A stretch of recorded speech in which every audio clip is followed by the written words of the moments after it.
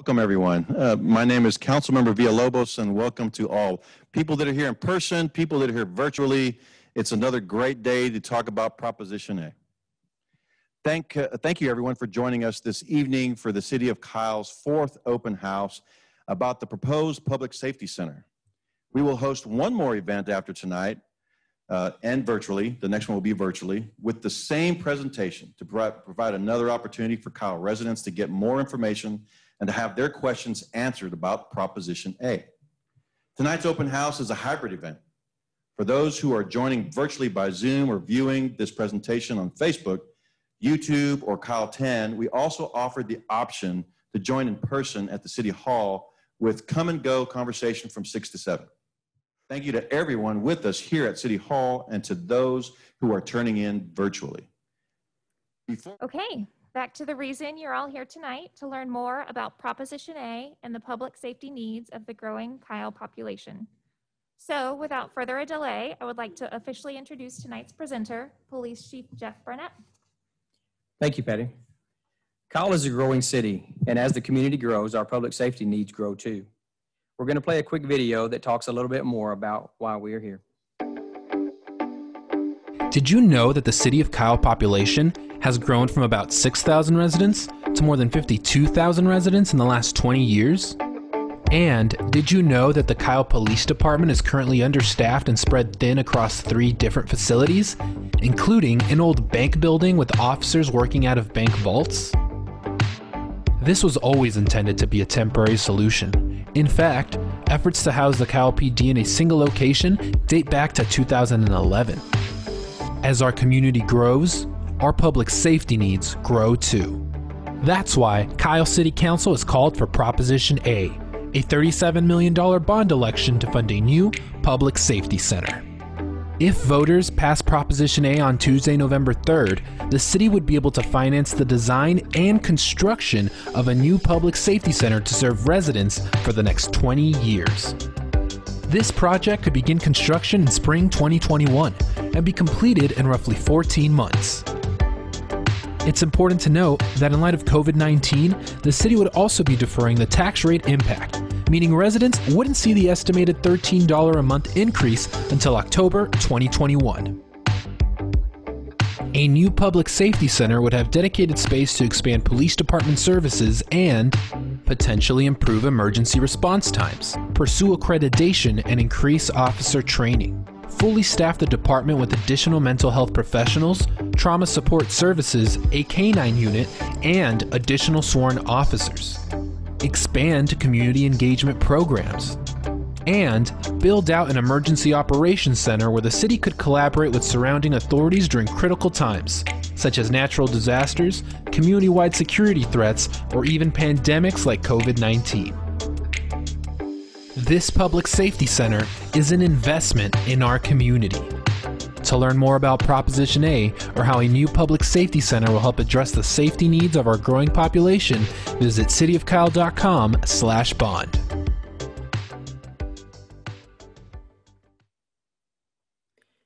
As you can see, the need for a new public safety facility has existed for a long time. And while the unprecedented situation with COVID-19 has impacted everyone in Kyle and beyond, it has also reinforced the need for a dedicated space for the city to provide public safety services for our residents. Initial discussions about the need for a new public safety facility date back to 2011, when a needs assessment for the Kyle Police Department was first conducted by Brinkley Sargent Architects. A follow-up study was conducted by Brinkley Sargent Architects in 2019, which updated the projected facility needs for the police department by 2029 and 2039. These studies looked only at facility requirements for the police department and did not take into account additional square footage to establish an emergency operations center or any space required to support the additional public safety services provided by the city.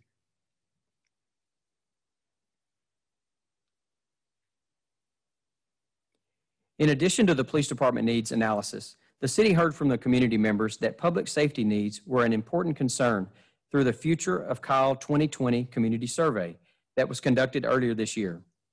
One of the things the city heard was that the construction of a police safety facility was one of the top priorities for respondents in the next budget year. The city also heard that over 90% of the respondents agreed that traffic law enforcement is extremely or somewhat important. And finally, 98% of the respondents believe that crime prevention and deterrence is extremely or somewhat important. With all of the data collected about Kyle's growing public safety needs, going back to 2011, the City Council voted to call a $37 million bond election on Tuesday, November the 3rd, 2020, which seeks voter approval for Proposition A to finance the construction of a public safety center that will support our growing community. It's important to note that in light of COVID-19, the city would be deferring the tax rate impact until October of 2021 as part of the city's fiscal year 2022 budget, meaning that if passed, community members wouldn't see this property tax rate increase for more than a year. As part of the planning that took place before calling for the bond election on August the 17th, the city formed a task force in 2018 to officially begin the process of researching and designing a public safety center for consideration for bond funding. The task force is made up of representatives from the city, the police department, and the community. After extensive research of facilities in other municipalities, the task force identified the police headquarters in College Station, shown here, and the New Braunfels as an ideal model for Kyle's proposed public safety center. Both facilities were designed by the architecture firm PGAL, and in early 2020, the City Council approved funding for a contract with PGAL to begin the customizing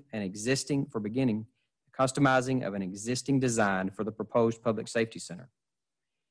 Using the existing facility design provided the city with an opportunity to expedite the design process, and if passed by voters in November, the design would be finalized and construction could begin in spring of 2021. The city anticipates a 14-month timeline for construction of the public safety center, which would be open in 2022.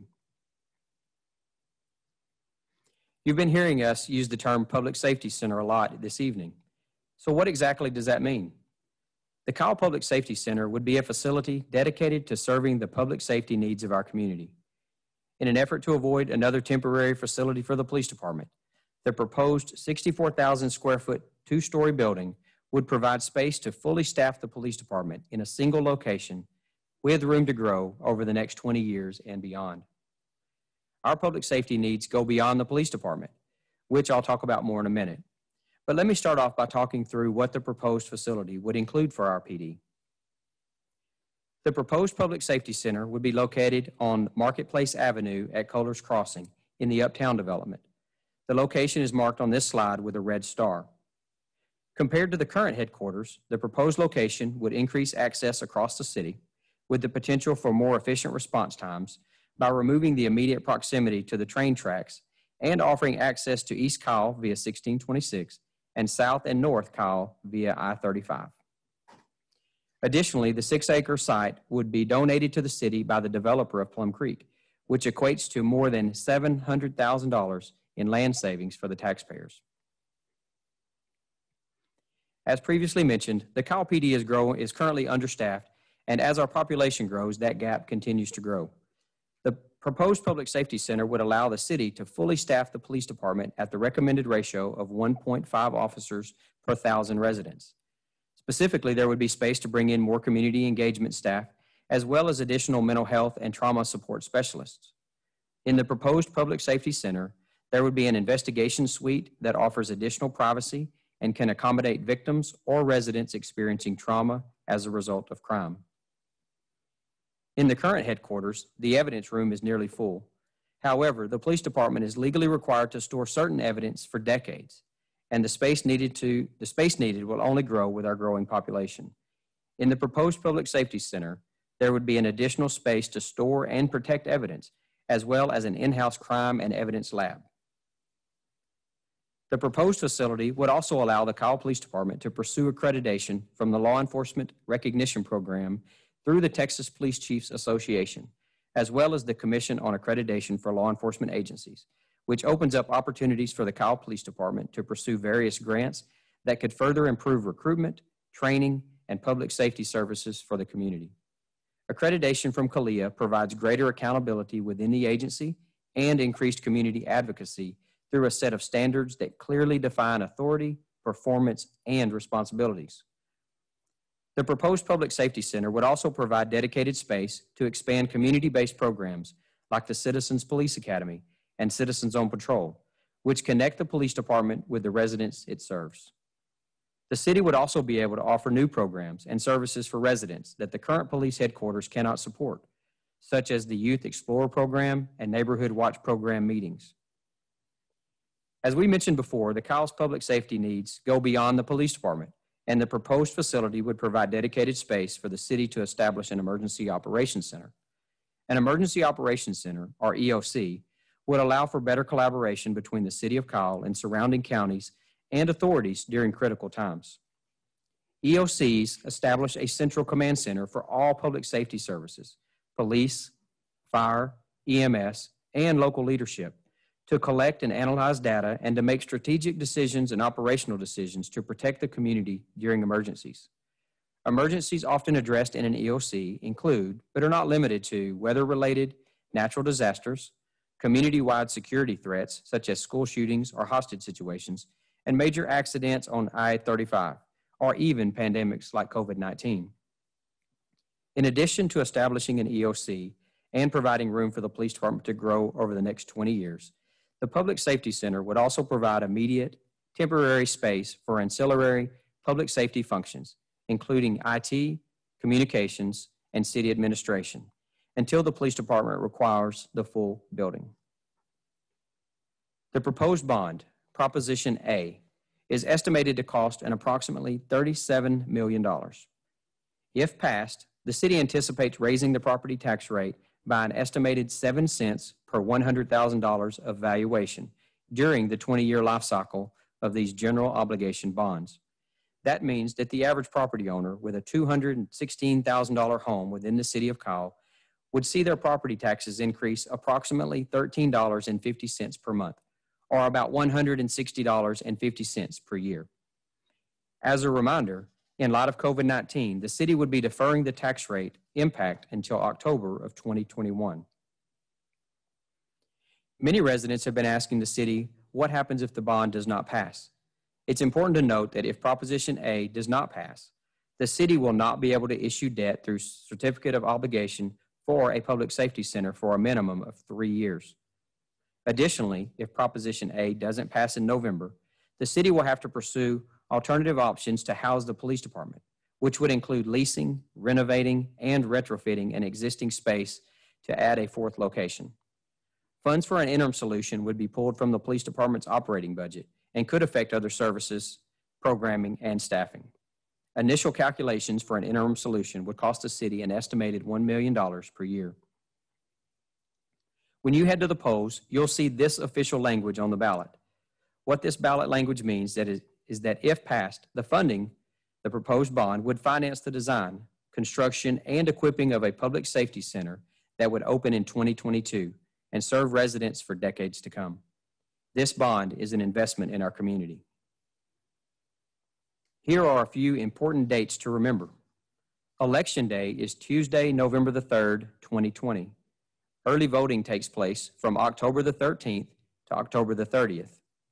The last day to apply for a ballot by mail, received, not postmarked, is Friday, October the 23rd.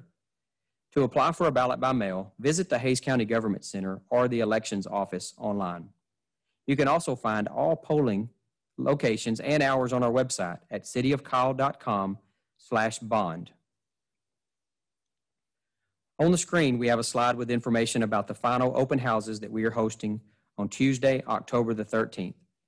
We hope that you'll encourage your neighbors to attend next week's event or watch one of the recordings posted to the Bond webpage. On this slide, you can see the link to the city's Bond webpage. It's cityofkyle.com/bond, as well as the Bond hotline phone number and email. Please reach out to the Bond Communications team with any questions or feedback.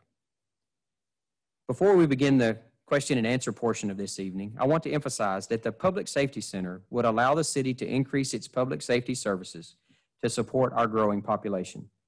This is an investment in our community. Thank you all so much for joining this event. And with that, we will now begin the question and answer session. As Sarah mentioned earlier, Zoom attendees can leave their questions or comments in the Q&A feature of the webinar. Facebook viewers can leave your questions as comments, and a representative from the city will share those with our team. For our in-person attendees here at City Hall, please place your written questions in the box by our moderators. All right. Thank you, Chief. We'll go ahead and start with a question that we received through Facebook. This is from David. And his question is, if this is built, is the city going to utilize the old buildings, and will they be sold or will they continue to be used by the city? Councilmember Rizzo, I think that's a question for you. At this time, there's we have not looked at what the alternatives for those buildings are. One of the things we will have to do is make a full evaluation of the structure itself, the inside, the outside, and see what the need for the city is, and have to evaluate if those buildings are able to be either remodeled or if we have to go a different route. But at this time, there's no plan for those buildings. Thank you. All right, we have a question from Zoom from an HTK resident. This person says that they are confused on the accountability of officers with regards to how a facility would guarantee accreditation. If accreditation is voluntary, what type of self-assessment strategies are ongoing that would allow KPD to consider pursuing accreditation? What has been the outcome of these assessments beyond the facility study? Chief or Captain, could you speak a little bit about accreditation requirements as well as some of the accountability in the department today? Absolutely. So the two accreditation bodies that I mentioned earlier are some of the most well-known and popular here in the state of Texas. One I mentioned is organized and ran through the Texas Police Chiefs Association. The other one is on a more national level. Those associations that have fortified a commitment to the community and what policing standards should be and what we as citizens hold our police departments accountable for have been formalized in a series of policies and operating procedures and then expectations within those policies. The Kyle Police Department many years ago adopted the Texas Police Chiefs policy model. So our policies and general orders and operating procedures are modeled around those from which the Texas Police Chiefs have set forth in their program. They hold us accountable. They make our agency more transparent to the community, and they help us set standards that make us a successful agency to our community and to the duties which we serve the community as police officers. As how that relates to the facilities, when we reviewed the process, when we began the process many years ago, we had an on-site visit with the Texas Police Chiefs program, and our facilities did not meet some of the requirements that they hold as important and accountable in their policies and procedures. Therefore, we intend to move forward with, if this bond should be passed, we believe this facility will provide everything we need to meet those requirements and thus make us more accountable and provide all of the standards that we hope to adhere to in the future for our community. Great, thank you so much. And Captain, anything that you would add in terms of accountability or anything else that the Chief didn't cover? No, I think he covered them all. Great, thank you. All right. Councilmember Rizzo, we have a question from Peter, and his question is, will any part of this building be leased out to non-city entities or businesses? At this time, there's not a plan to lease any part of this building out. We are thinking about safety, what is it? The safety center, which was for the emergency responders, the collaboration, what is it called? Yeah, with other agencies. But right now, there's no plan to lease any part of this building out. As we're growing, our police needs are going to be growing, and we've got to make sure that we are able to fill those needs and have the space for them as well. And that actually kind of feeds right into this next question from Peter. And Captain, you might be able to help answer this. Do you foresee KPD filling the building in the next 10 to 20 years? With the way the city is growing and the way that our staff needs to grow to meet the demands and the growth of the city, yes, I do anticipate that our police department will, within that roughly that time frame, occupy the entire building. Thank you. All right, we have a question from Jimmy who asks, is the current police department facility, does it have the adequate restroom facilities for the amount of staffing? Is there a public restroom at the current police facility? Chief, would you be able to speak to that? Yes, certainly. Thank you. So our current police department is an old bank building. It was originally built in the 1970s, and obviously it was built to the standards and expectations of the 1970s. So should our bond pass now and we get a new facility, it would certainly be built with all of the facilities and expectations of a modern building, including restrooms throughout and enough for the public. Our current facility does not have a public restroom in the front lobby area because it was designed as a bank and it had a different design and different use at that time. But should the bond pass, our new facility will be built to today's standards with today's expectations. Okay, thank you. All right. We have a question from Patty, and she would like to know if you could elaborate on the mental health and trauma services. Will ambulances be garaged in this location? Will this facility have a detox or suicide prevention safe rooms? Just trying to understand a little bit more about what those services mean. Okay, thank you. I'll take that one. Absolutely. Very specifically answering, will there be an ambulance in the building or detox type rooms included? They will not. What we will be able to do, however, should this bond pass and we be able to both staff our agency appropriately and then provide adequate space, we will grow our victim services coordinator positions and division, as well as our mental health services. We will have rooms where victims can come in and speak privately about their matters and be able to work with our victim services coordinators, our mental health professionals, our juvenile officers, and all of our staff members that offer additional services to the community for which we're not able to in our current facility. Thank you. We have another question from Peter that says, a lot of residents are worried that funds from this bond will be used for other development in the area. Can you confirm that the funds will only be used for the building and its infrastructure? And our Director of Finance, Pervez Mohit, is joining virtually. Pervez, would you like to speak to that question? Certainly. When the city issues tax-exempt bonds, especially general obligation bonds, the city is making a promise to the bondholders that it will only use those funds from the bond proceeds for the purpose the election or the voters approved. In addition, the Texas Attorney General's office monitors the expenditures, and so does the Internal Revenue Service as to how those bond proceeds are used, because these are tax-exempt bonds. If at the end of the project, there are bond proceeds left unused, meaning that the cost came in less than the projected budget, at that point, the city will decide to pay back the bonds for whatever money is left, or to declare it surplus at the end of the project completion and request for other beneficial purpose to use that, whatever is left. So there are two options at that point: either give it back to return the bond proceeds, or to use it for any other legal purpose for the city of Kyle. But that is only done at the end when the project is fully completed. Thank you, Pervez.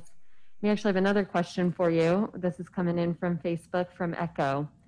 One of the questions asked at the last open house was if there was a price breakdown for the Public Safety Center.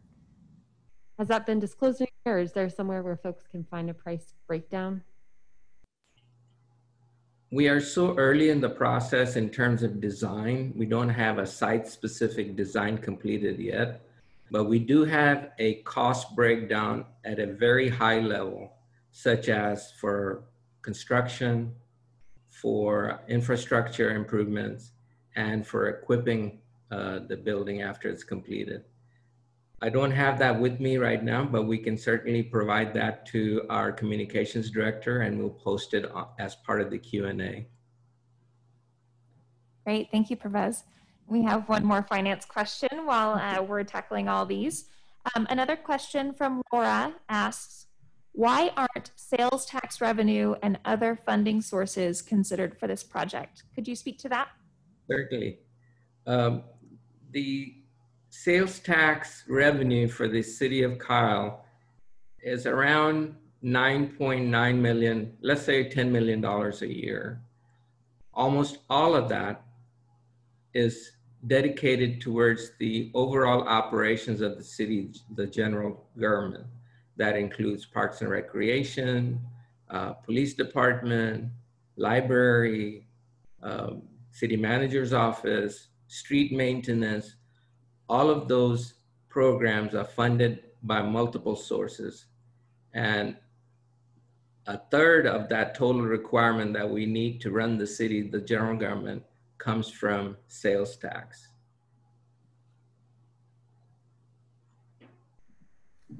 Thank you.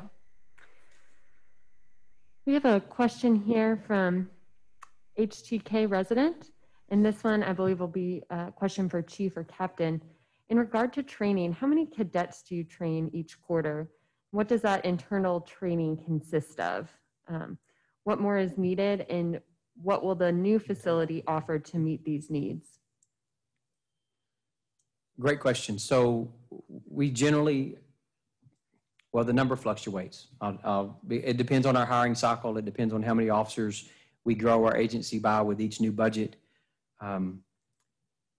Today, for example, we have 2 cadets that are in our field training program, and we have 1 cadet that is attending a police academy to get their initial certification.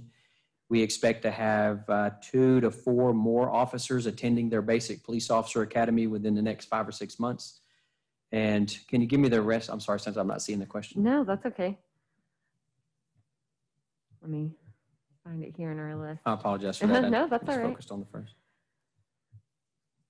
Really just, what would that new facility offer in order to meet some training needs? Absolutely. So training rooms are important.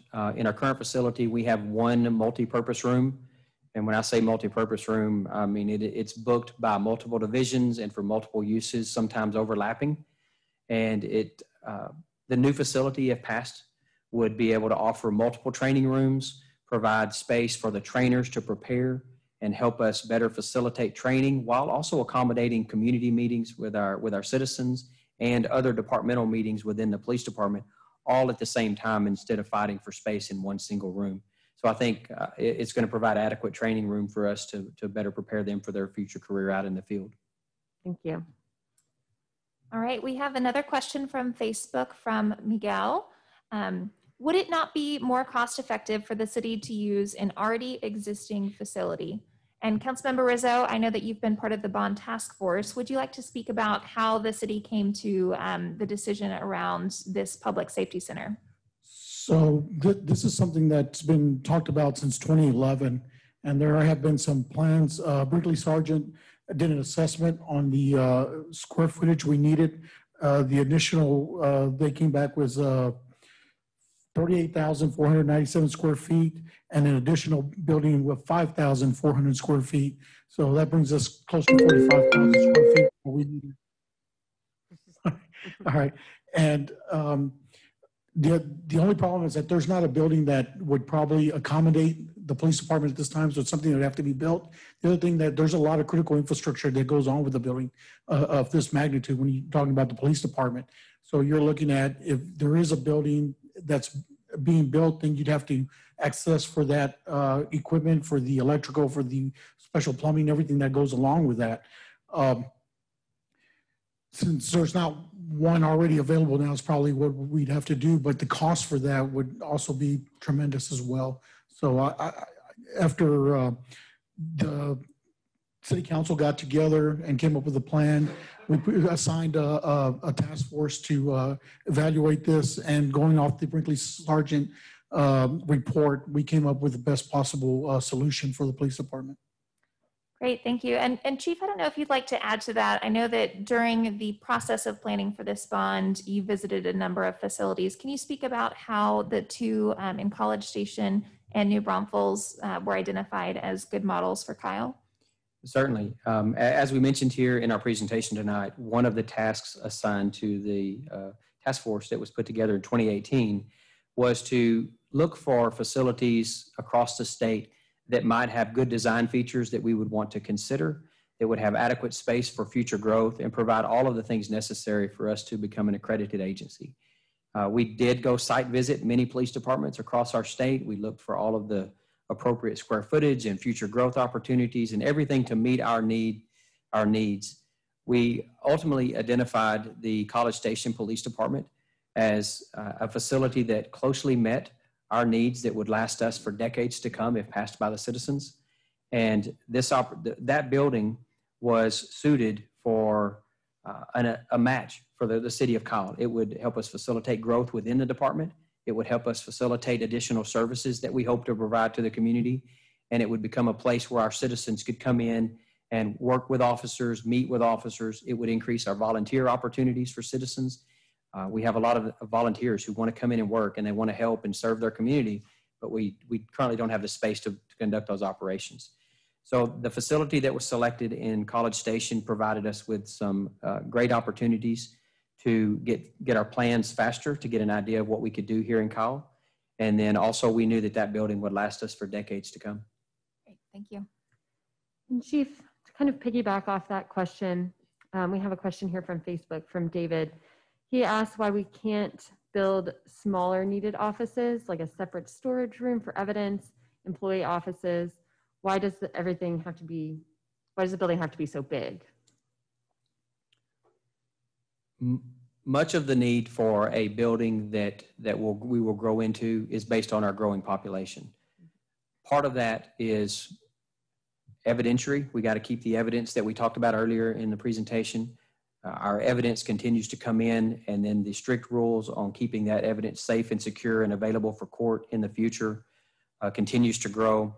So a lot of the square footage actually belongs to property and evidence and the processing of that property and evidence. We certainly want to provide adequate workspace for our officers and our non-sworn staff as well. And as we grow our sworn staff to keep up with that 1.5 officer per 1,000 ratio, we will also be growing what we call our non-sworn staff, the people that work inside the facility day in and day out to keep all of the operations moving forward. We also want to provide adequate storage. We currently have multiple storage units around the city that we have to lease. And therefore, when we need that equipment in our officers' hands, they have to acquire a key, go to that off-site storage facility, obtain the equipment that they need, and that puts a delay in our services as well to the community. So this building is going to bring everything that we have, because we currently operate out of several buildings here in the city. This will allow us to move all of our staff, all of our operations, and all of our storage and equipment needs, and all of the things that we hope to do in the community in one location. And that one location will last us for years. Thank you. All right, we have another question from Jimmy, who asks, how much money each year is the city paying to maintain or make repairs to the current police facility? And Chief, I don't know if you have any thoughts on that, or Pervez, if you'd like to weigh in as well. Pervez, why don't I start with you? Sure, I'll take that. The city of Kyle is spending approximately $36,000 a year to maintain the current police department building. That includes custodial services, utilities, and maintenance supplies, including landscaping. Thank you so much. Chief, anything that you add to that? I know that, and Pervez may have included these numbers in there. I know that in order to maintain our facilities, as we mentioned, they were built in the 1970s, even some of the other locations. And oftentimes we have repairs to facility systems such as the AC component, electrical components or not. And I'm not sure if his numbers, they probably did include that number, but that's certainly something that we take into account with our annual budgeting as well. Great, thank you. All right, Pervez, we have another one for you. We have a question here from Facebook from Echo. Does the estimated cost of increase in taxes take into account interest? Yes, the estimated tax impact includes the impact of the financing cost, which would be the total interest cost. Thank you. All right, and we have another question from Facebook from Echo. If this has been something that's been discussed since 2011, why not equip the police department with closer to what they needed when they got the 8,000 square foot facility in 2013? Councilmember Rizzo, would you be able to talk about perhaps the history of that current building? I believe it was the council at the time's wish to try to adequately house the police department temporarily. And unfortunately, that was a temporary fix. I don't think anybody could imagine the growth that we've experienced. I mean, we've gone from a little over 6,000 residents to over 50-something thousand residents now. And that was just supposed to be a temporary fix until they could properly address the police department needs. And unfortunately, that has gone by and time has gone by and the needs have really grown, especially as our population grows and the need for more officers in public safety. So I believe it just maybe was not anticipating the growth, the rapid growth. Thank you. I know we've been talking a lot about certification tonight, and so we have another question here from Laura. She asks, why isn't the KPD pursuing CALEA certification now? Why wait for this building? That's a great question. So the two different accreditation bodies that I mentioned earlier, one, the Texas Police Chiefs Association, and then the other one, CALEA. We opted to pursue the Texas Police Chiefs accreditation model first for several reasons. Number one, we're right here in Texas, and we want to make sure that we're adhering to the standards that our citizens want to hold us accountable to right here in Texas. Another reason that we're pursuing the Texas Police Chiefs model is that it is much less costly as a program because there is a fee associated with becoming an accreditation body. You have to pay for that in the process. You have to pay for the assessments by the assessors, and there's some cost. And it was much more costly to come in and use the Texas Police Chiefs model.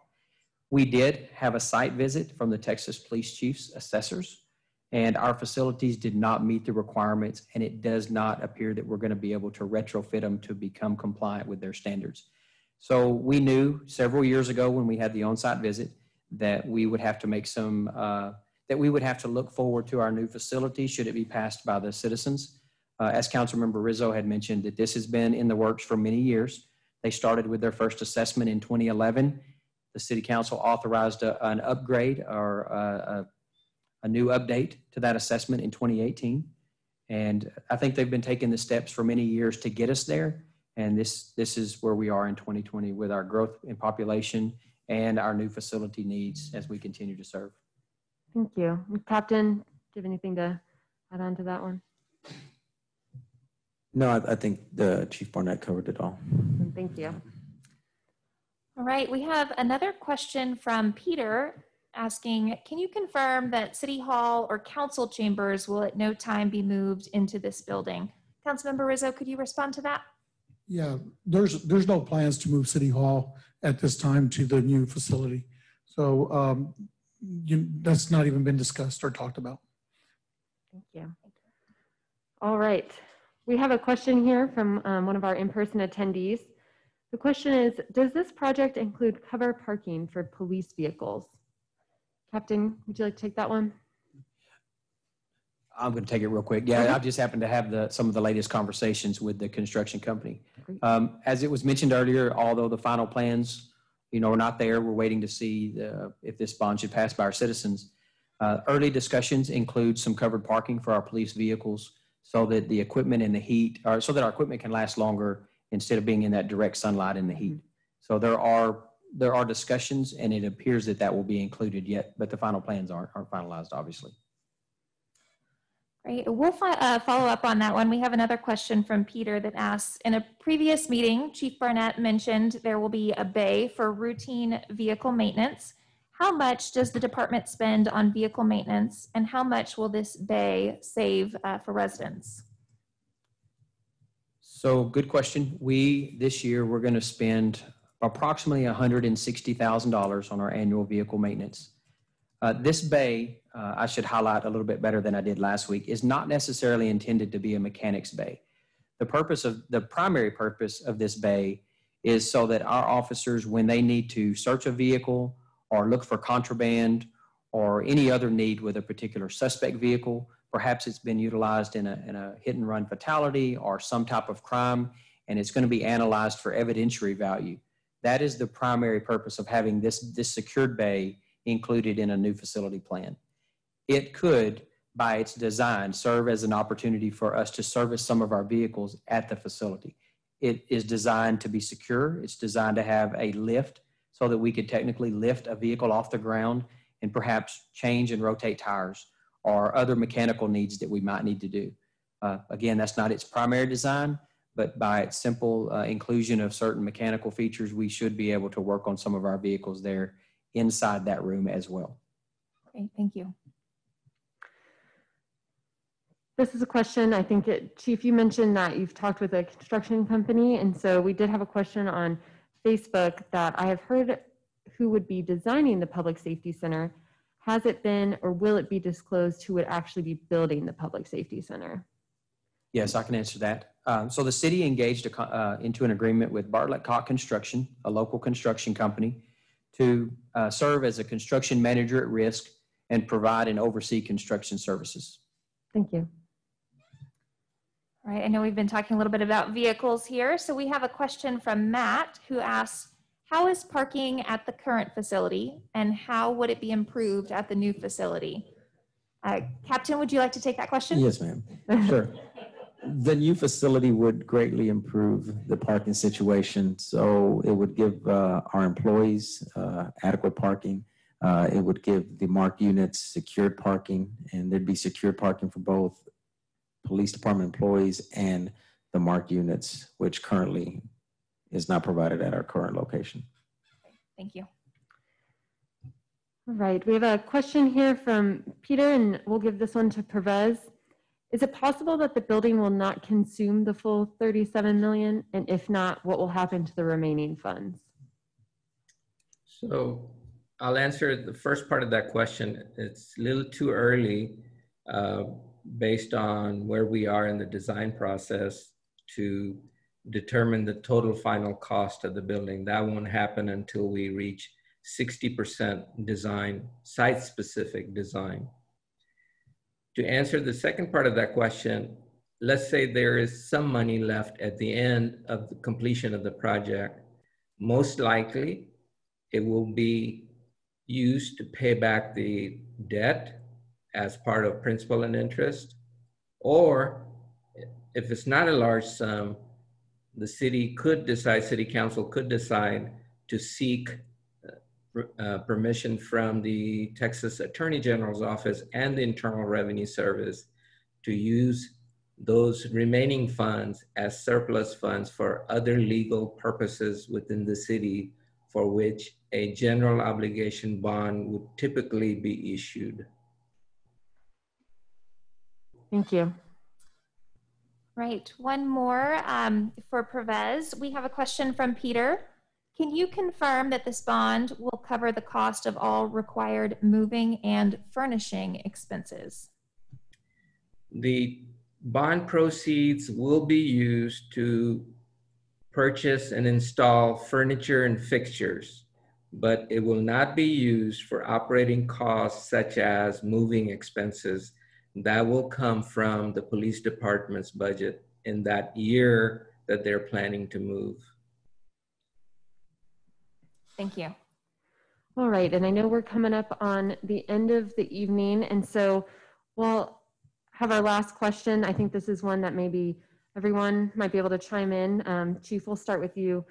This is from Susie on Zoom. Would you kindly remind us again what the repercussions are if this doesn't pass? Obviously, we don't particularly have final plans on what we would do if this does not pass. We've discussed tonight what other options that have at least been talked about. Could we renovate? Could we lease, do other space? We certainly don't have a final answer as to what we would do at this point. I apologize that we don't know what our next step's going to be, obviously, other than to step back and reevaluate and try to make the best decisions and needs assessment for our police department, for our community. Councilmember, would you like to add to that? Yeah, I'd like to just remind everyone that our community is not going to stop growing. We're going to continue to grow. As our community grows, our public safety needs are going to grow with that community. So we're going to have to address that at some point. So as we continue to grow, we'll have to reevaluate and come up with a plan to either relocate or lease space or try to address those needs that are needed by the community for public safety. Thank you. All right, and with that, we'll go ahead and wrap up our Q&A. Chief, I'll hand it back over to you to close us out for the evening. Thank you. So that wraps up our Q&A portion of the evening. But if you have additional questions or feedback, please reach out at any time by calling 512-843-8940 or emailing 2020bond@cityofkyle.com. Okay, thank you again for your input and for joining us this evening. Have a good night.